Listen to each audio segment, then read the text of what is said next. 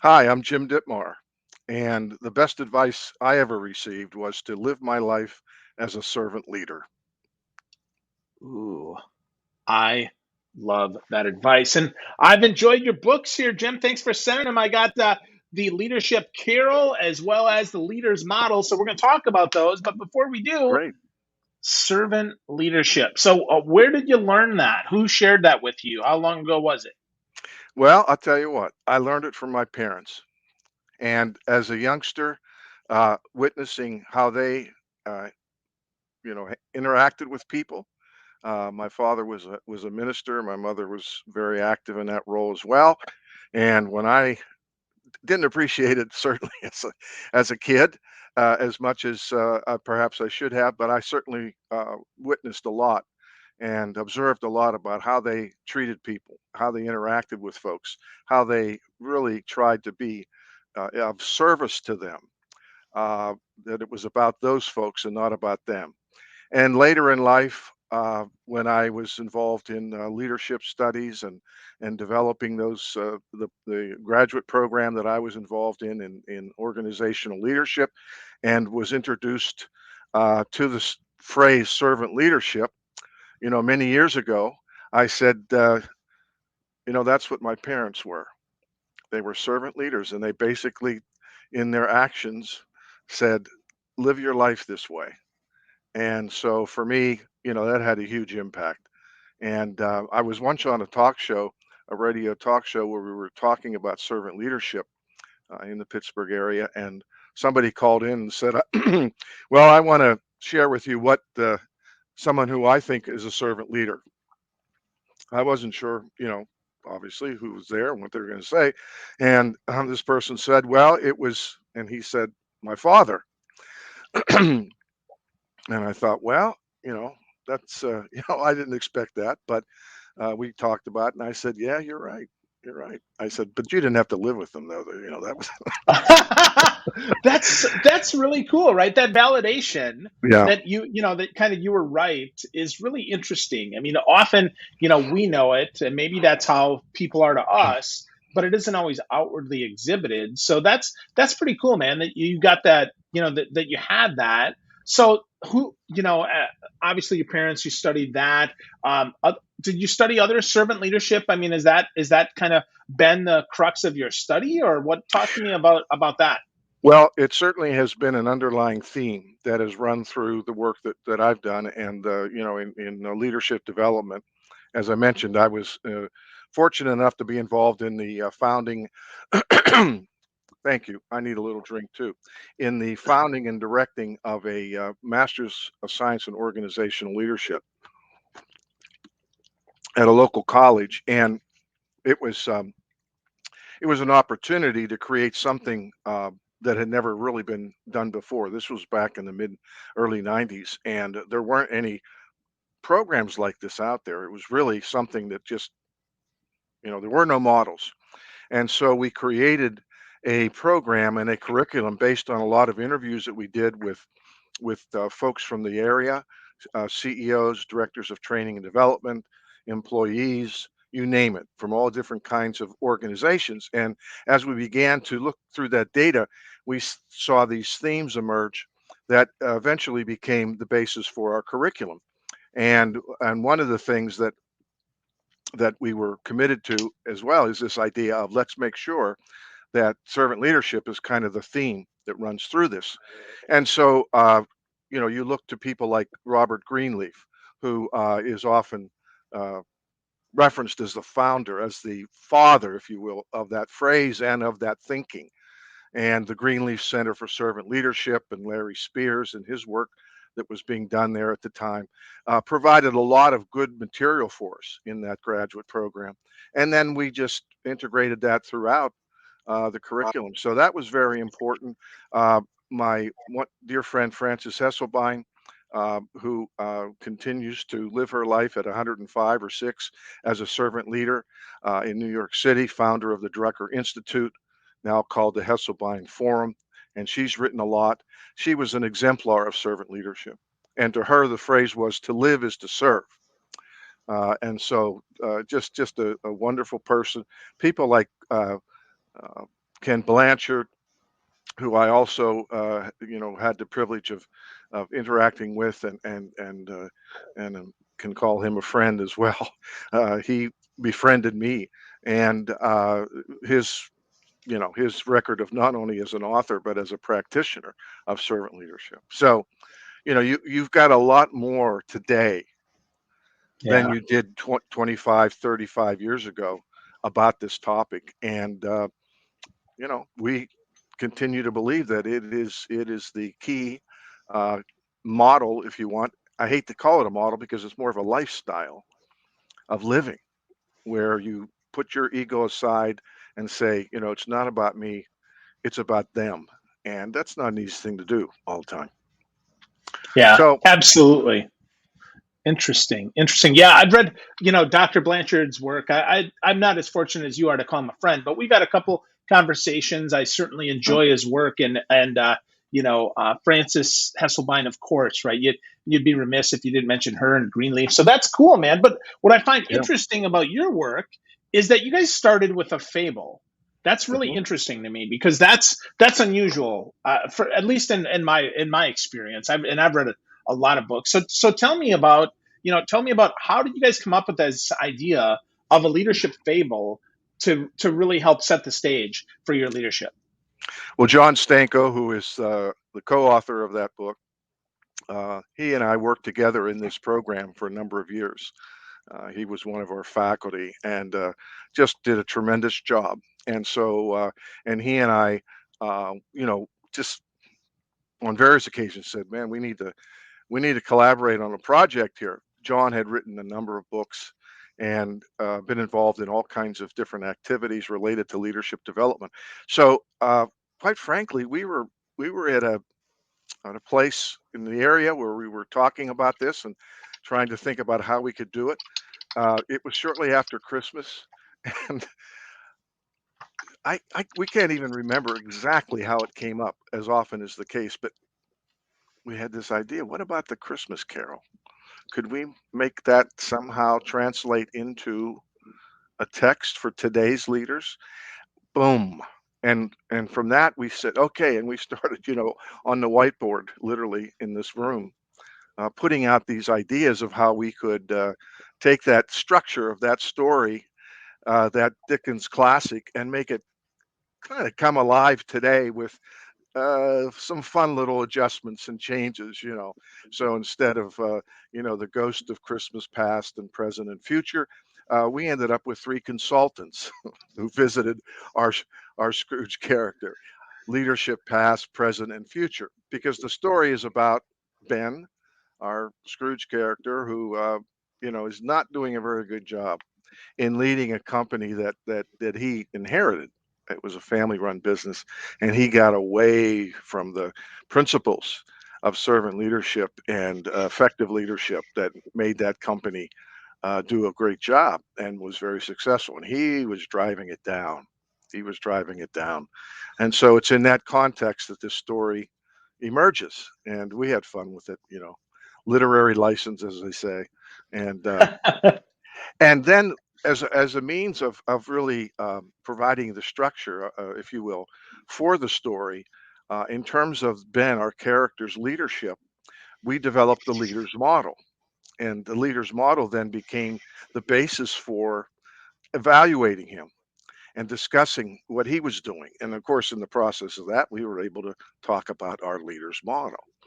And it was that leader's model then that we said later on, we need to really dig down deeper into that leader's model. Let's talk more about that in a second book. And that book that we published recently is The Leader's Model, in which we take a deeper dive into those uh, letters, L standing for D for decision making, the second E for engagement, R for resilience, and S stewardship. And people may wonder, where the heck did that come from? Where did you come up with that leader's model? And once again, we go back to the tremendous experience we had, not only in our own experience as leaders, but in that experience of teaching leadership for those many years and seeing what was important. The subtitle, Essential Practices for Today's Leaders. It's not about everything that's been written about leadership, but it's the distillation of the essential ingredients we think are necessary for successful leadership that came from our experience in that graduate program and the more than 1,000 students who graduated from it. And that's what we where we gleaned. We learned so much about leadership development during that experience.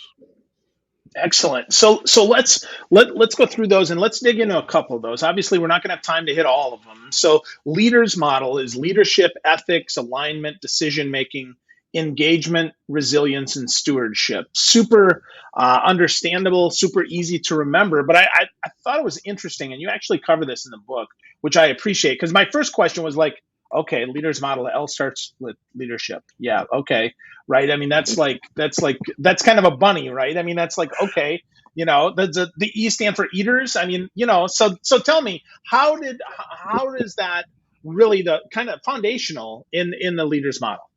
Yes, it's a point that John has made it on a few occasions, and even when we were developing it, we really want it to be leaders, the leadership, the first one. It's a leader's model, and so some may say, well, that's kind of redundant, isn't it? Obvious that leaders, but it is. It's the foundation for the rest of the model. It really is, because our belief is that leadership is an influence relationship that's developed among leaders and coworkers and other leaders, et cetera, through relationships. It's through positive relationships that you influence people, not through coercion or manipulation or any of those other means. And it's always in pursuit of achieving forward movement, whether that is mission oriented, vision oriented, whether it's the next project that has to be done, whether it's a new strategic plan that's got to be implemented. Uh, Leadership is about moving forward into that process. And so I always see leadership as being transformational. There's the model of transformational leadership, of course, by that Bernard Bass developed, and so forth. Many know about that. But when I say transforming leadership, I'm not just referring to that, but the transforming process that occurs when you move forward. When that organization or that group of people accomplishes something, that's the sign that leadership has been taking place. So that's why leadership is first. It's fundamental to everything that follows. Absolutely. Yeah, that made so much sense when I read that. And I appreciate you explaining that more. Super, super important, right? We have to have a good foundation to Yes. build up. And with that, I think I might argue that alignment is probably the next kind of foundational piece. I know ethics is important, but Hmm.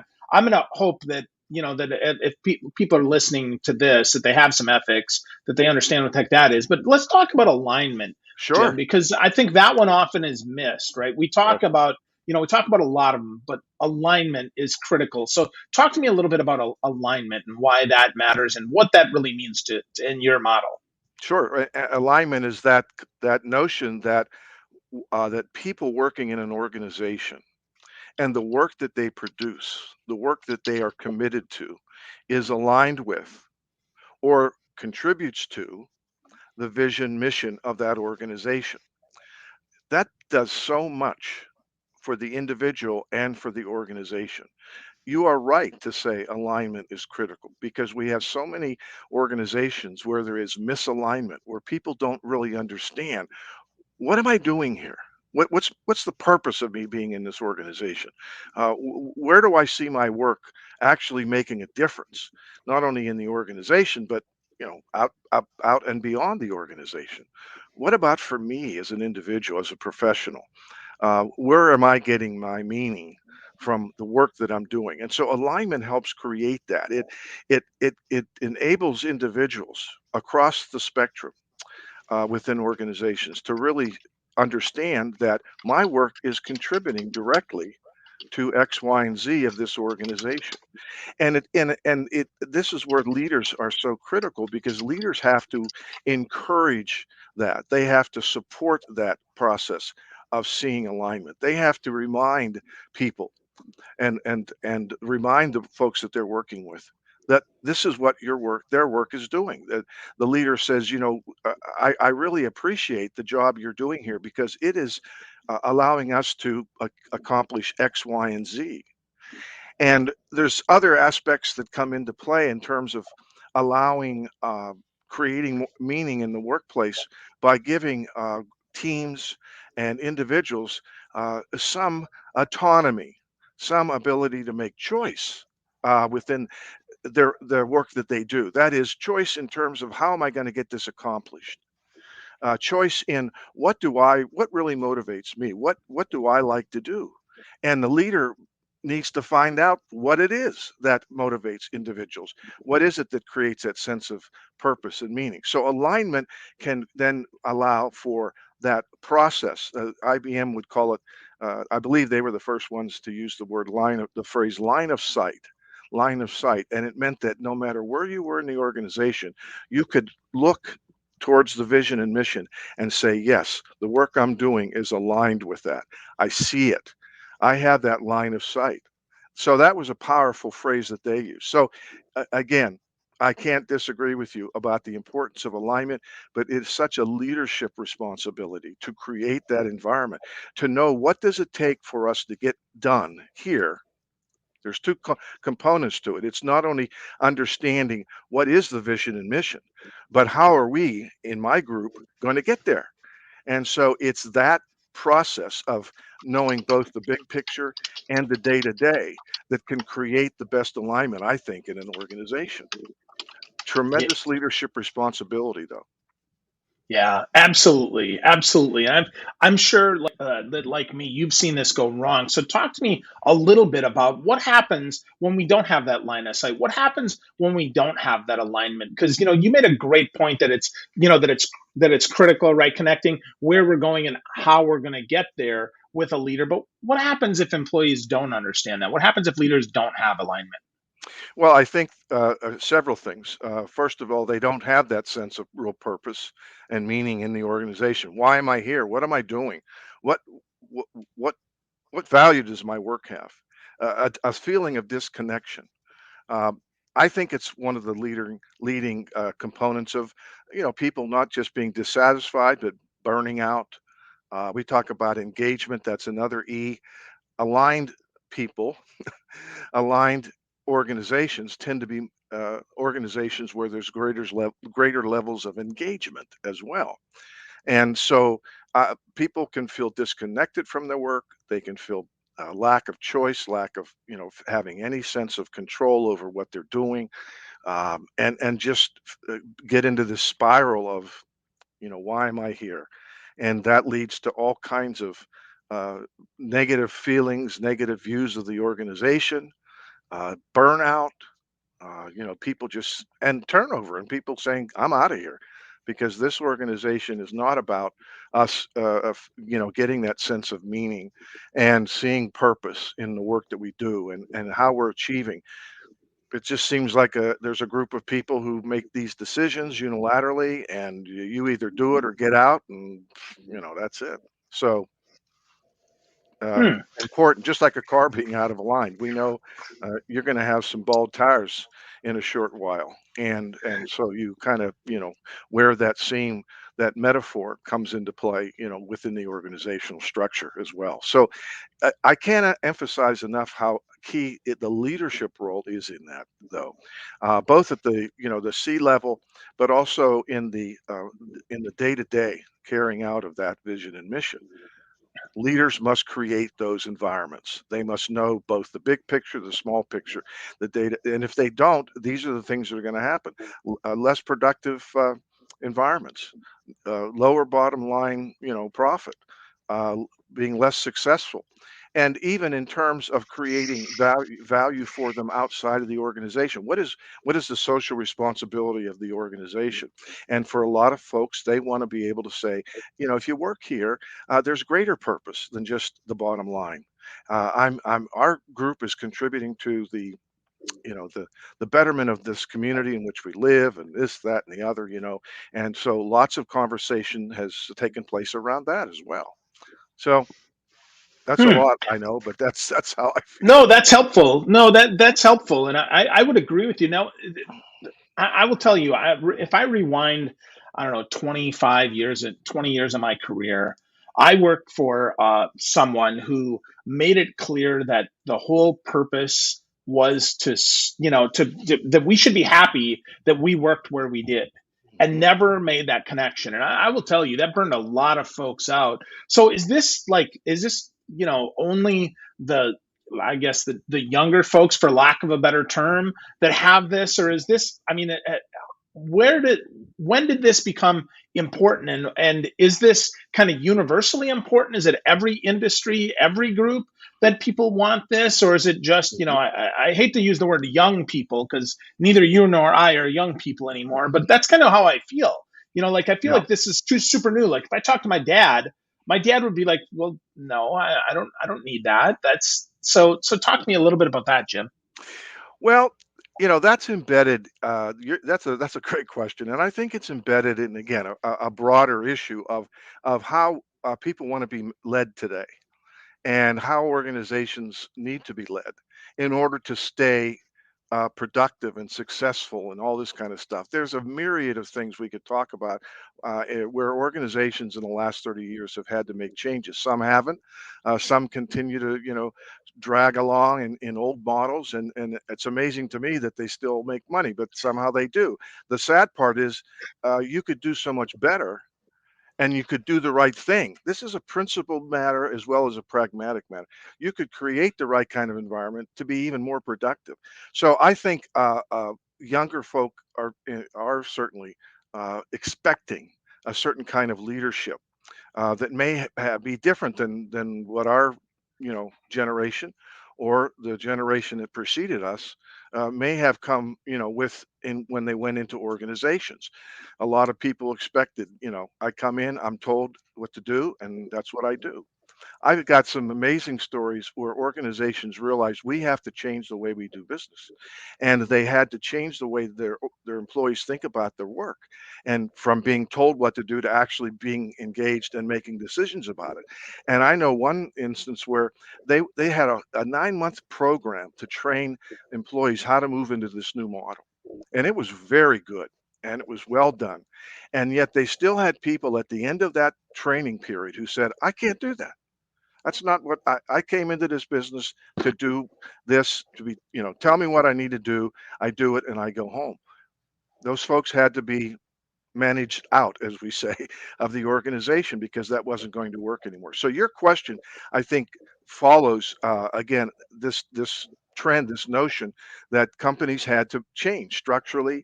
They had to change culturally and strategically, and so alignment and some of these things become even more critical in terms of providing the kind of motivational environment. I say that leaders don't necessarily motivate. They can, but they also they create an environment in which employees can be self-motivated, because intrinsic motivation is more powerful and longer lasting than just the extrinsic. We need certain extrinsic things to be in place, but once that's off the table, then what follows? So I think you could say, when did this start? I think it started when we had to start changing the way the global pressures, et cetera, the domestic pressures to change how we do work, and some have got it. Oh yeah, that's what we have to do. And if we're going to do it, it means these different things that we've been talking about. Some still don't, and they use management systems and processes and have attitudes that are reminiscent of, scientific management, if you will, way back when, when they were telling people, you put that bolt in, and the next one puts that, and that legacy still remains. So Yeah.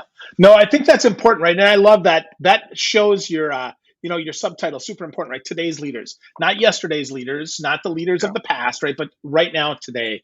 yeah. And I think that's super important, right? If your organization is currently struggling and like, I don't know, I would tell you, go pick up a copy of the book, like put it in play and understand these. Jim's doing a great job of explaining. So far, we went through leadership and we went through alignment, which are two of the big ones. I'm going to jump out here to your other model, and then we'll jump back to the to the leaders model because I think it's important. But your six solutions here were super interesting to me. You talked about service, which we've talked about, and I might say, service and stewardship, which is the S in yours, very similar here. Inclusion and communication.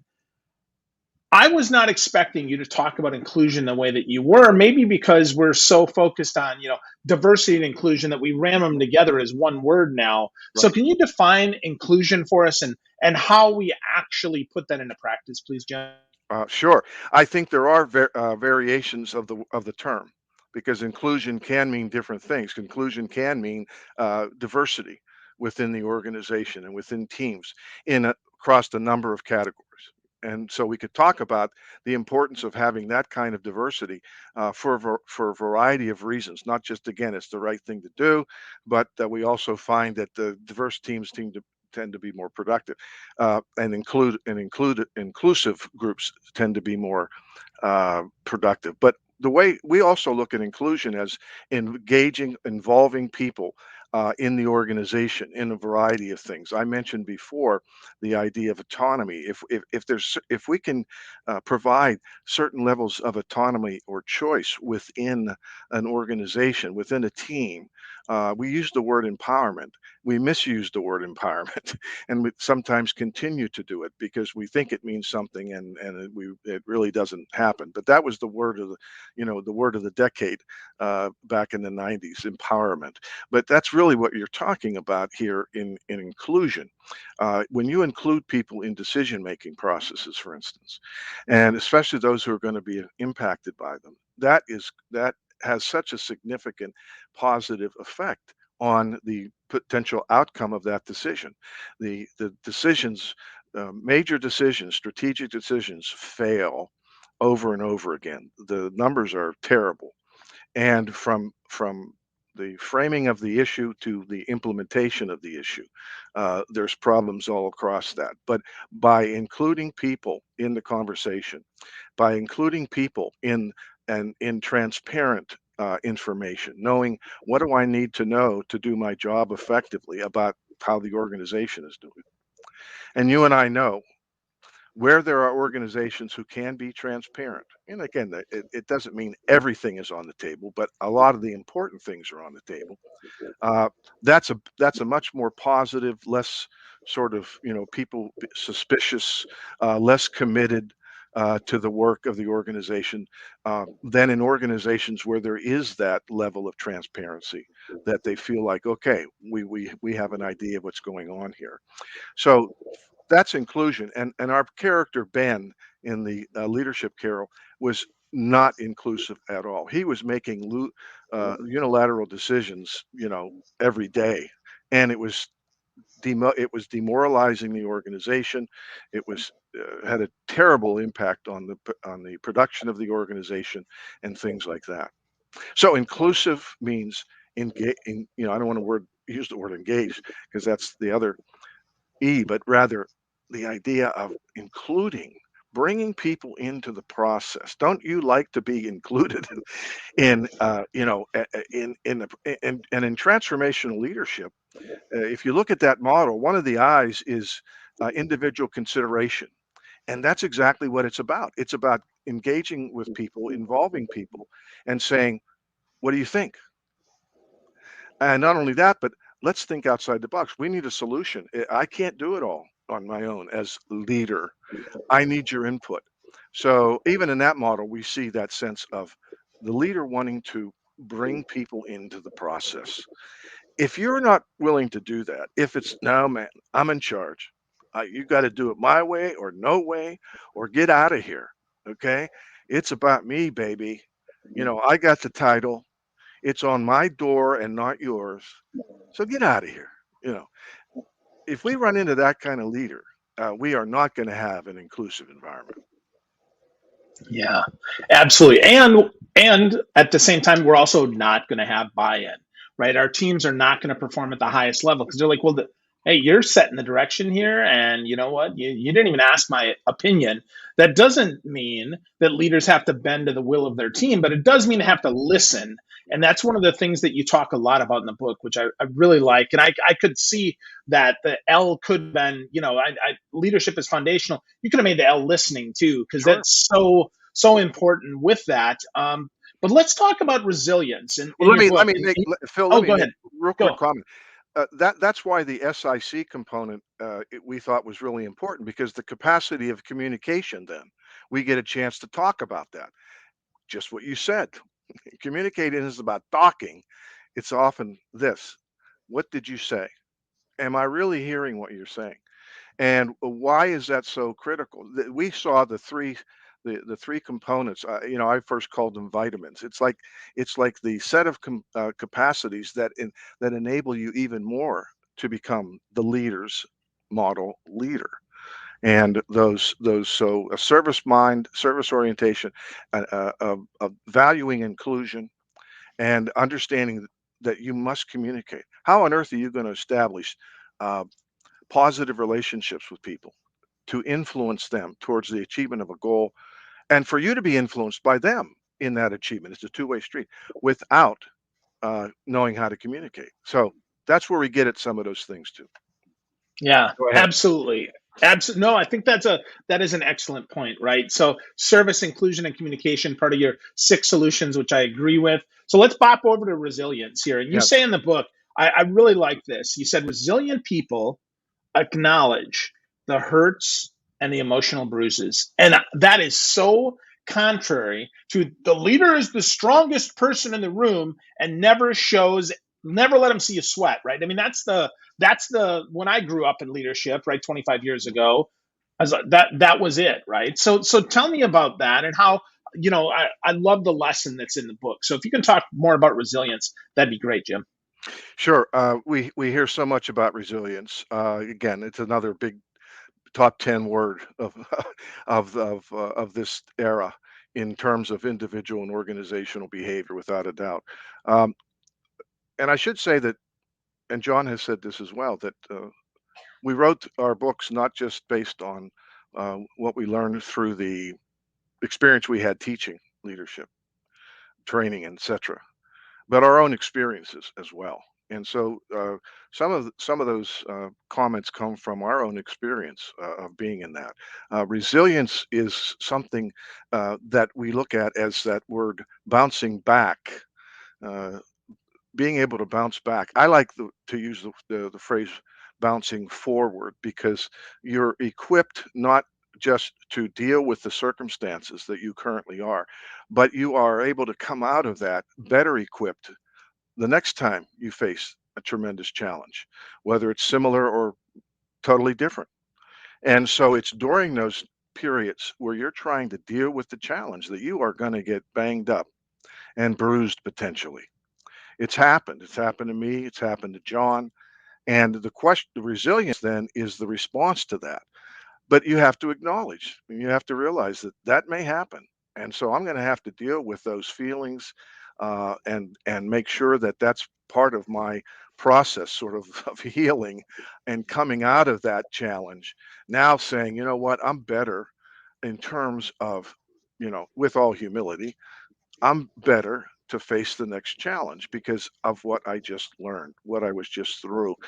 Oh boy, and it's tough. And people write about various techniques of developing resilience, and those can be very helpful as well.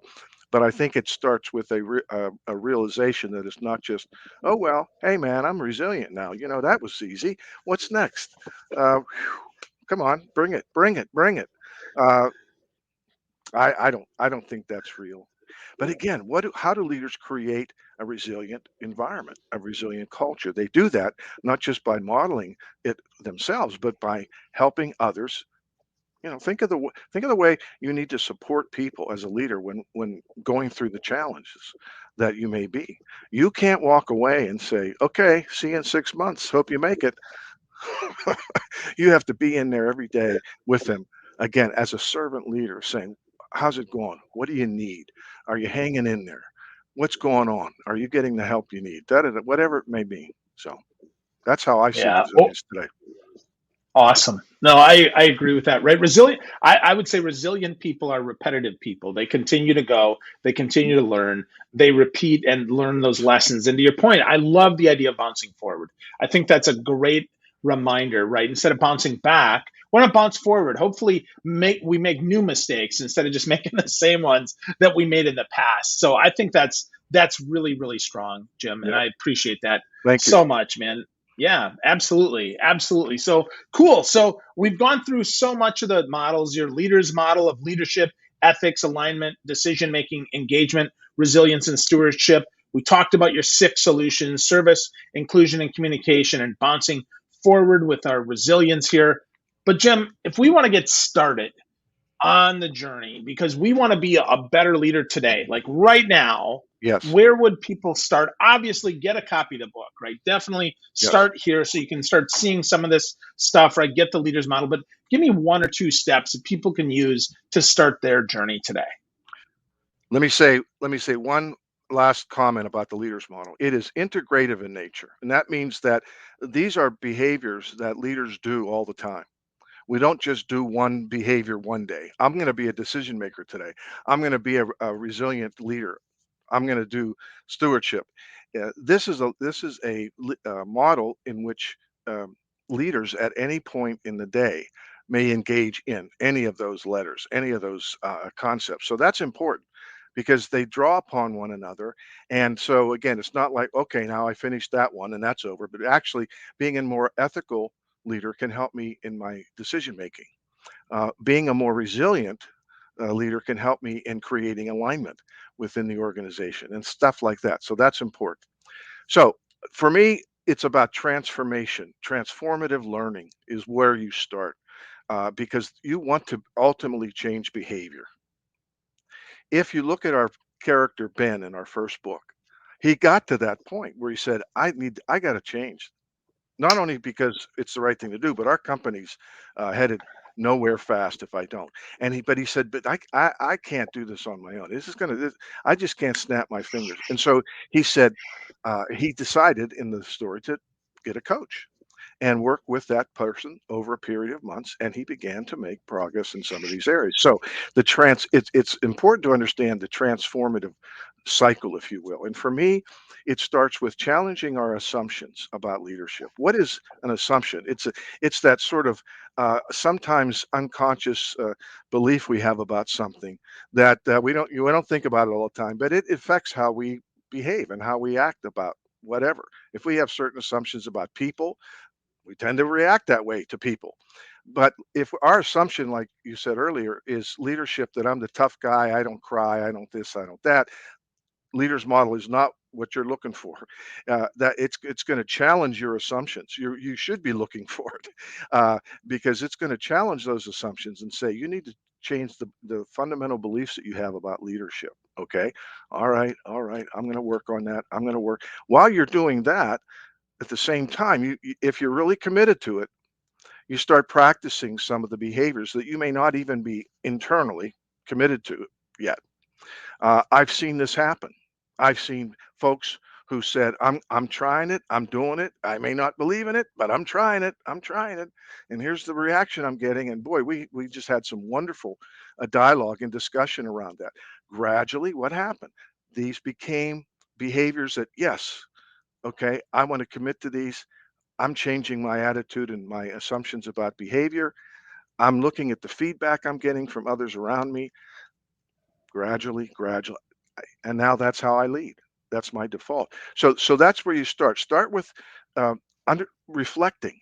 This is a really reflective process. John and I believe in the idea of being a reflective practitioner, understanding what the heck is going on with you and with others. So you say, what do I believe about leadership? Is it where I want to be? Start practicing those behaviors if you want to change. Seek feedback. Put together a group. One person called it a huddle group. People that you can be feel confident around, that you can share things with, like when you go into a huddle and call the next play. Uh, can they give you honest feedback? Are you going to take it? Do they You're gonna have to say, "Look, folks, no holds barred. I'm not gonna hammer you if you tell me what's really going on here and how I'm doing." Because if they get a sense that you're not listening and "Oh, I think I'm doing pretty good at that." Why would you say no? Listen, listen. The C. You continue to practice, you continue to deal with those assumptions, you continue to get the feedback. It's a cyclical process. And over a period of time, you may, hey, that's how I think about leadership now. I'm not even thinking about how I think about it. I changed. It's not easy.